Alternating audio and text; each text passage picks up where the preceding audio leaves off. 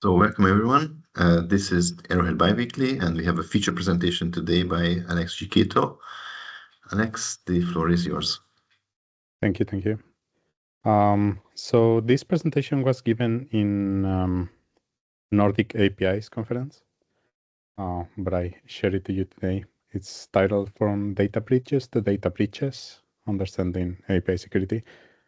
And it's a pretty much high-level overview of what does it mean API security and what are the points that one as a developer, architect, or API designer should look. Some of you know me probably.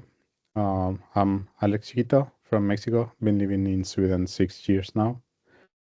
I work at Sinetiq as a system architect, and I have a PhD in cyber physical systems in the Luleå.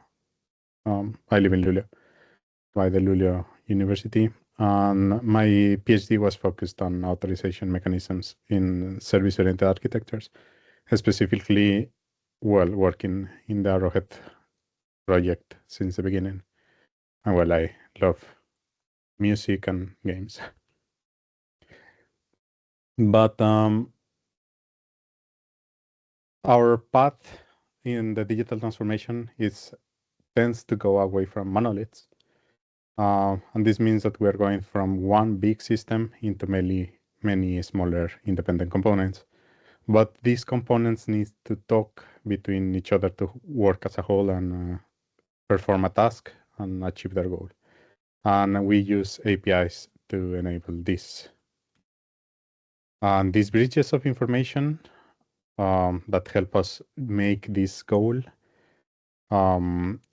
Every bridge is a potential entry point for attackers. So it's not something that I say myself. It's something that some organizations like the OWASP says is, it's regarded as a go-to guide for developers and architects about cybersecurity. And they publish every few years a top 10. This is the top 4, but it includes many things from cryptography, security by design, zero trust. But what I want to take from this top 10 is that some of them are direct consequences of how we design APIs. And I'll go into detail on how or what does that mean. And for that, I'll take the number 1 risk from that top 10, which is broken access control. And it's one of the issues that you may look safe from it, but even the most secure looking organizations may have it. And it can be summarized as having access to unauthorized sensitive data in one way or another. And I'll give some real life examples. In March 2024, American Express had an issue that affected 50,000 customers. And this issue, they basically said nothing from our systems were compromised. The issue was in some service that the company travel service division uses. And for how the APIs and the communication between these services was designed, the American Express own data was compromised, even though it wasn't their fault. And I'll Sorry, give... Alex. Are you presenting something rather than the first page? Because we see the first page. Yes. Still. That's unfortunate. Let me reshare then. Okay. Is it maybe this? Yes, we need now another example of what we see. Okay. So maybe I will just go a couple of slides back to the OWASP top 10. Did you saw this being presented? We see now OWASP, and Yes. we haven't seen this. Okay. So sorry about that. The OWASP, as I said, publishes a top 10, and it is regarded as the go-to guide for developers for cybersecurity. And here on the left, you can see the top 4. And I'll take the number one risk out of there, the broken access control, as an example of how how we design the APIs can impact on these security risks. As I said, it can be summarized as unauthorized exposure to sensitive data. And well, the example that I was going to give you is that, let's imagine, and I've been working on this before coming to Sweden, someone in the organization wants to have a dashboard with manufacturing KPIs or some other data. And you as the analytics team get a bunch of information, maybe an API that can provide the machine status. And it's up to you to basically get this dashboard up and working, only showing maybe to management the information that they need. But these APIs tend to be huge, and me as a curious data analyst can go and see some information that I shouldn't be looking at. And it's me that is curious, but what if someone is curious and malicious? And this is a clear example of excessive data exposure that, according to WASP, is a subset of broken access control. And it occurs when we developers or system architects design APIs with multiple use cases in mind, thinking that the client will only take the fields that they are interested in. And this is completely against the principle of the least privilege. This principle is the base of zero trust security, and it says you basically must have access to the least amount of information needed to achieve your goal or your task. In this example, sensitive information like payment methods from a customer, even if it's only the last 4 digits, one can say, okay, this is not that sensitive, but it's still sensitive information. Maybe it's GDPR protected or something. Addresses are important to keep. And some things that we don't even think about. Someone that has access to this API now knows that your business works with tags in the internal nodes to have VIP customers or maybe offer discounts. So maybe it's a way, an avenue for an attack later on. And the WASP recommends API segmentation for this.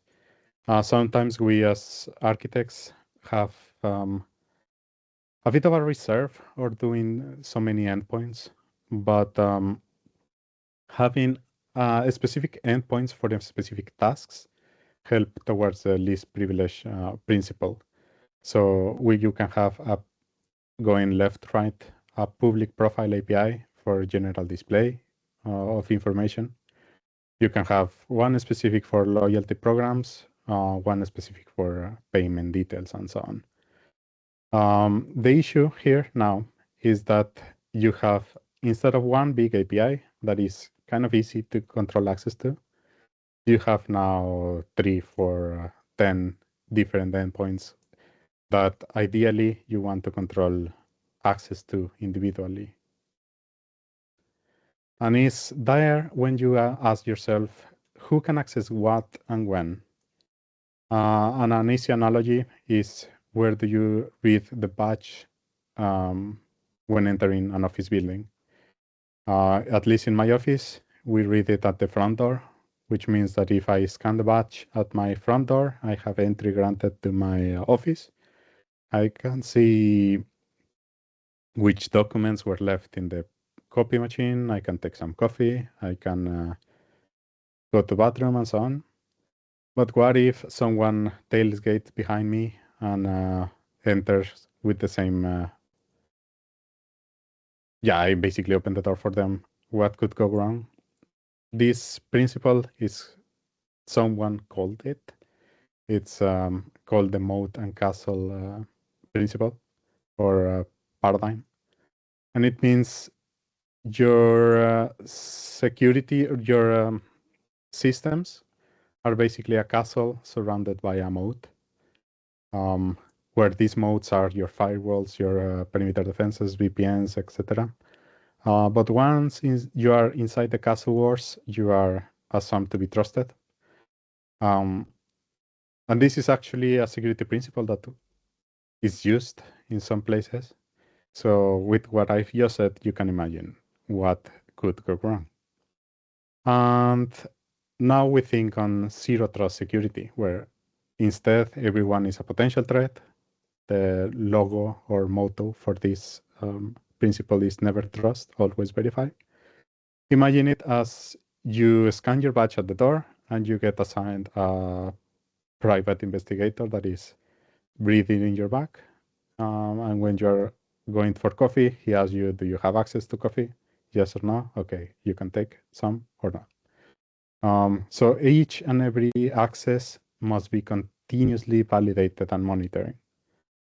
This enforcing the least privilege principle. But if you think about what I just said, having the bodyguard at the back every time, you can see that there's some issues with that. And that's where I like to put an asterisk in zero. And I mean, I'll give a very simple example. Here in Sweden, if I want to switch someone or send money or do some banking operation, I need to use my multi-factor authenticator, my bank ID, to identify myself and sign every single transaction. What if I need to do that if I want to see Game of Thrones in Netflix? Okay, use your bank ID, your multi-factor authentication. Are you really you that wants to see Game of Thrones? Yes or no? So there's a middle ground in practice where zero trust makes sense. And this verification all depends on how sensitive is your data and how much you want to protect it. For this, access control exists. Those of you who knows me knows that I have talked about access control multiple times. But the idea is simple. You want to control which subjects have access to which resources. The most basic things is a matrix where you list all the subjects, list all the objects, and just list the access rights. But this is not practical at all. And multiple mechanisms such as role-based access control or attribute-based access control, policy-based access control has come up to try to solve these issues. Me personally, I'm an attribute-based access control guy, and in particular graph-based approaches such as NGAC here in the right, which I've worked a lot with this, so you can read some of what I've wrote. But it's basically a graph-based policy language where you can create acyclic graphs connecting resources to subjects, and in this way try to simplify the management of these access rights. And the basic architecture goes through a policy enforcement point. This is the NIST standard for attribute-based access control. This enforcement point asks a decision point for policies and attributes to see if every single request, their subject attributes are authorized to access certain points of data. What I want to take with this is the enforcement point can surely be extrapolated to our API topic because we were talking about APIs. And this is where API security gateways come. API gateways are a known concept. They manage login, monitoring, and so on. But API security gateways take the role of the enforcement point in the architecture that I showed just now. And their task is to validate every single request against the authorization and authentication policies and try to enable zero trust in our architecture. So the idea is that our microservices, our service consumptions should go through an API gateway that on top of doing the API gateway tasks as routing, load balancing, caching, monitoring, do the enforcement of security policies, some data filtering and schema validation. And it's not having one on top of the other. It's rather an API security does, well, what the gateway do. It's something that I've tried to bring into Arrowhead. We have the authorization system. And some of those tasks as enforcement of security policies are there. We just need to make sure that in the architectural view, we see it as the middle point between the service consumptions as an API gateway usually do in practice. I love this picture. I showed it many times. There is no free lunch. Here in Sweden, we say lagom, the good in between. So you have low management, easy to implement things, but very weak security and coarse-grained. On the other side, you have high management, complex to implement, but very compliant security policies, zero trust, fine-grained, and so on. It's up to us, basically, to every single system architect or designer to see where we want to land.